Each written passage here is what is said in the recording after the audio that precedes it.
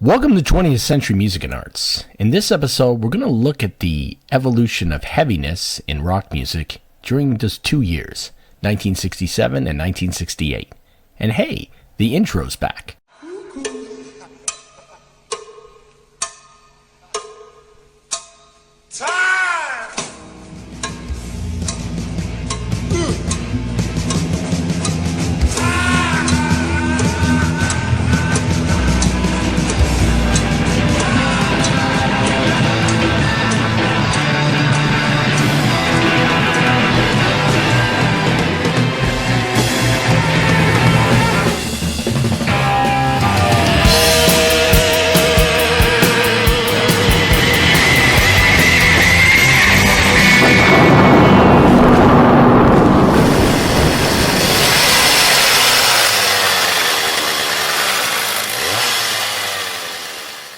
I would like to thank my friend Burn Power for doing that intro for me, or editing the intro.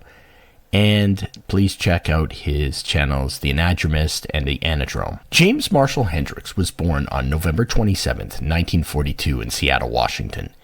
He became obsessed with the guitar at an early age and eventually started playing in local groups. After a year-long stint as a paratrooper in the U.S. Army, he began playing gigs as part of the Chitlin circuit in Tennessee, playing with artists like the Isley Brothers, Little Richard, and King Curtis and the Squares. Now, Hendrix developed really amazing guitar playing ability, but also incredible stage antics, and he'd do things like playing the guitar behind his head and with his teeth. Now, this is one of the reasons that Little Richard fired him. He didn't like being upstaged.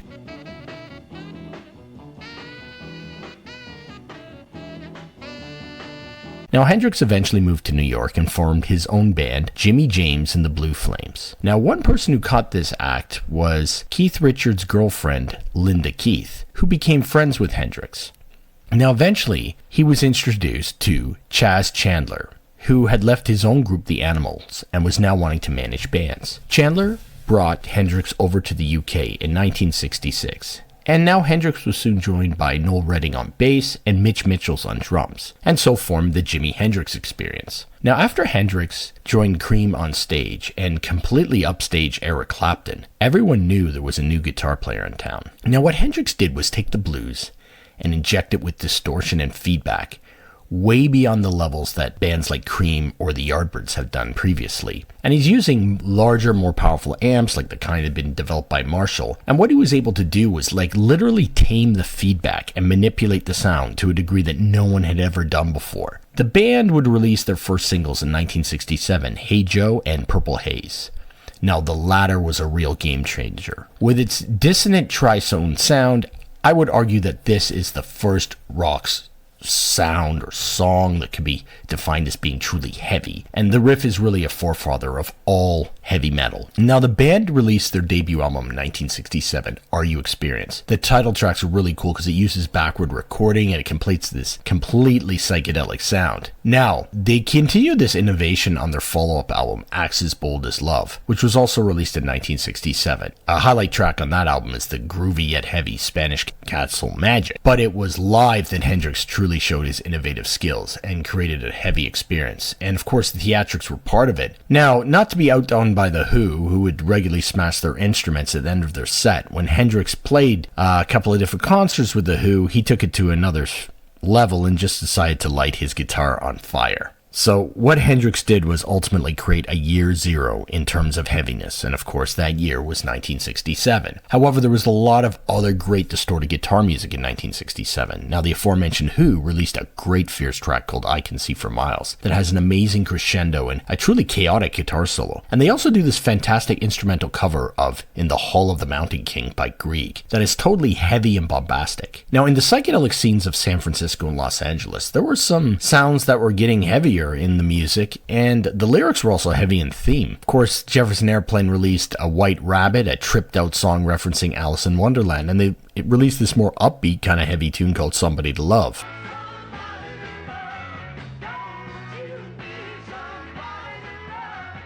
Now, Neil Young, he showed his guitar playing ability on the Buffalo Springfield track Mr. Soul. And, Frank Zappa and the Mothers of Invention had a really noisy track called Amnesia Vivace on the album from 1967 called Absolutely Free.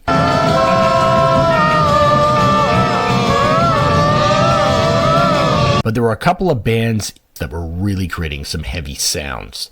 The Doors released 2 albums in 1967, their self-titled debut and Strange Days. Now, the Doors created this dark cerebral music that created tension and dealt with themes of war, death, and even the Oedipus complex. Tracks like Break On Through, Strange Days, and they have these 2 amazing epics, When the Music's Over and The End. Morrison's stage antics would have a massive influence on punk and metal singers. Then there's this other band called Big Brother and the Holding Company, and they can play a kind of psychedelic rock with blues, or maybe it's blues with psychedelic rock, and the power of their sound clearly came from the powerful vocals of Janis Joplin. Their debut album has a couple of moments of heaviness on the tracks like Down on Me and All Is Loneliness, but the power of the band was their live performances. When they played the Monterey Pop Festival in 1967, their rendition of Ball and Chain is one of the most amazing performances ever. Janis's vocals are heavy and worn right on the sleeve, but it's also accompanied by some great noisy guitar. But you know, there were underground bands that were creating some real gems of heaviness in 1967. So for example, check out Richard and the Young Lions song, You Can Make It.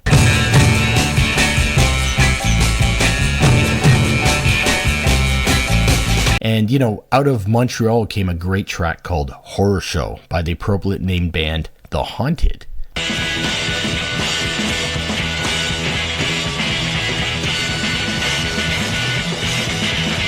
A real dark-sounding garage rock burner, that song is. Now, a truly massive distorted sound was on the song Street Singer by a band called Clearlight. My eyes are sewn open, unable to close. But the real gem of 1967 is Plastic Thunder by this band Bitter Creek out of the state of Georgia. Now, some have argued that this is the first heavy metal song.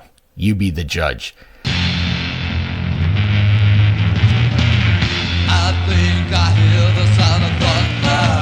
And, you know, some have argued that it maybe didn't come out in 1967, so I don't really know, but I don't know if it's metal, but, you know, this song is absolutely awesome. Now, a more successful, well-known song that was an influence on metal and its development is the heavy, organ-driven cover of The Supremes' You Keep Me Hanging On by the New York band Vanilla Fudge. At 6 minutes, the sound here is epic and loud and was a real blueprint for hard rock bands. Now, speaking of New York, I need to talk about the Velvet Underground. You know, they're taking their cues from minimalist composers, and the band is integrating noisy feedback into their sound in a way that never really quite been done before. And they also dealt with very controversial subject matters like drug addiction and sadomasochism. They released their debut album, Velvet Underground and Nico. And highlight tracks on that album include I'm Waiting for My Man, Femme Fatale, Heroin, and European Sun, which is just complete avant-garde noise.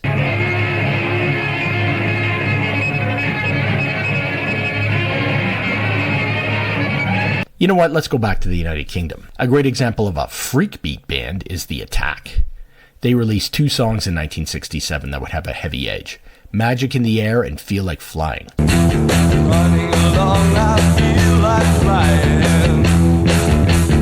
Now, of course, another band I should have mentioned in the previous episode was The Creation. They have a great track from 66 called Making Time, and in 67 they released a great song called How Does It Feel, which has some real great fuzz on it.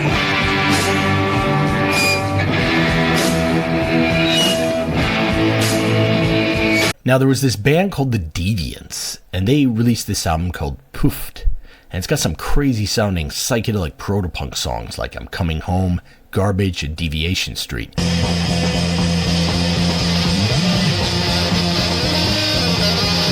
And another really weird album was Hapash and the Color Coat featuring The Human Host and the Heavy Metal Kids. We got heavy metal here.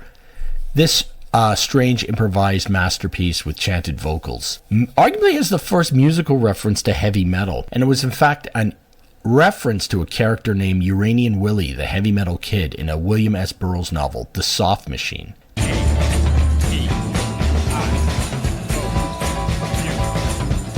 Now, the Yardbirds are still around, now being led by Jimmy Page, and they released an album called Little Games, but I didn't find that sound particularly heavy. But Page did play rhythm guitar on a track called Beck's Bolero by Jeff Beck, and where Beck displays these amazing guitar leads. Now, looking at some really big names, the Rolling Stones album, Her Satanic Majesty's Request, has some great noisy psychedelic moments on tracks like Citadel, Gomper, and 2000 Light Years from Home. And of course, Pink Floyd's debut, Piper at the Gates of Dawn, has many great noisy psychedelic jams like Astronomy Donomy, Lucifer Sam, Take Thy Stethoscope and Watch, and especially Interstellar Overdrive. Absolutely fantastic. And of course, Cream released their second album, Disraeli Gears, which had great psychedelic blues tracks like Dance the Night Away, Tales of Brave Ulysses, and Swabbler. But it was the track Sunshine of Your Love that was the game changer with its massive riff. This song is really at the foundation of all hard rock that comes after it, especially in the 70s. You know, 1967 was a massive year for music, and the distorted guitar emerged as an essential component in rock music. But you know what?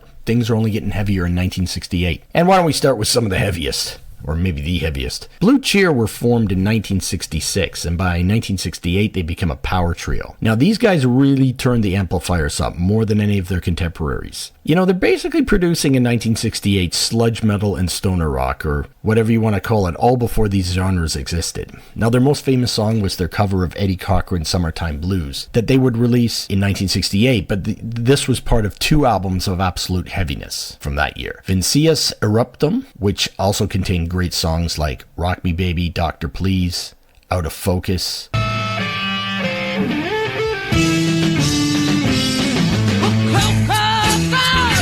And then they had the album Outside Inside, which had great songs like Come and Get It, Magnolia, Caboose, Babyfinger, and Babylon.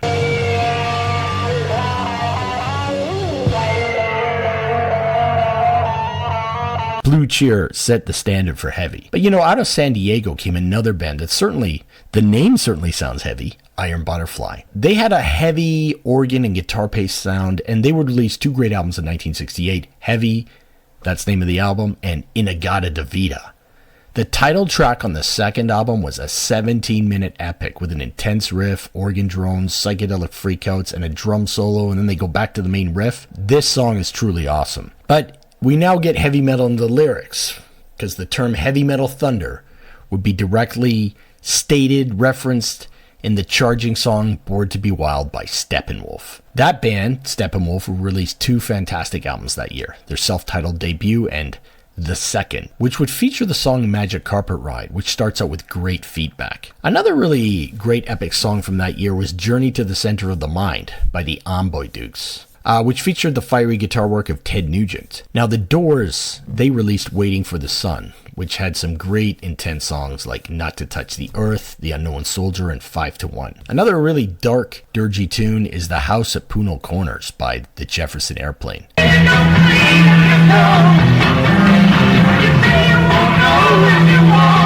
But you know what? It's 68, we need to check out what Hendrix is doing. He will release his masterpiece double album, Electric Ladyland.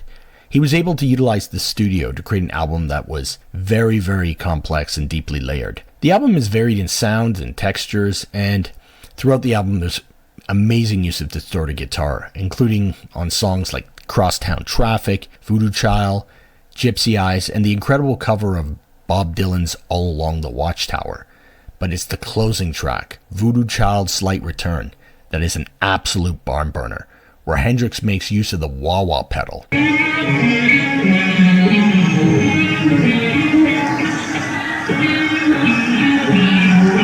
And also, I gotta mention Big Brother and the Holding Company again. They released an album, Cheap Thrills, which has an absolute heavy live version of Ball and Chain that has some of the most amazing vocals and beautiful distorted guitar. As you can tell, I'm a huge fan of this track. But, you know, over in the UK, it would be the Beatles that would produce the heaviest track of that year, arguably. On the White Album, you know, it's a double album with a wide range of music. The Beatles created this monstrous heavy track called Helter Skelter. When Paul McCartney read that Pete Townsend of The Who bragged about how I Can See for Miles was the loudest song The Who had ever recorded, not to be outdone, McCartney wanted to create a song with the heaviest vocals and the loudest drums. And this song has both those attributes, along with some really distorted guitar. The sound was so brutal and intense that at the end of playing it, Ringo yells that he's got blisters on his fingers. Now, unfortunately, This song was an inspiration for the murderous cult leader Charles Manson. But there's another song on the White Album that has some great chaotic guitar, and it's the John Lennon song, Everybody's Got Something to Hide Except for Me and My Monkey. Now, the Rolling Stones would release DARP-themed songs, Sympathy for the Devil, and two great hard rockers, Jumping Jack Flash and Street Fighting Man. Now, Pink Floyd would release the instrumental single, Careful with That Axe, Eugene, where Roger Waters creates this unique distorted vocal using an inhaled scream.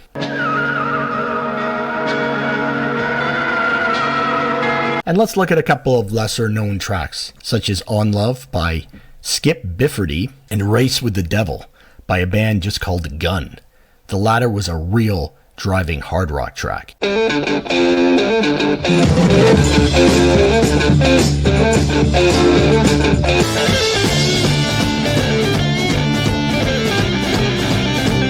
Now, there's this band called The Crazy World of Arthur Brown, and they really bring the shock rock to the bigger arenas. What they had was a lead singer, his name's Arthur Brown. He'd paint his face, and he'd actually wear a helmet that would light on fire.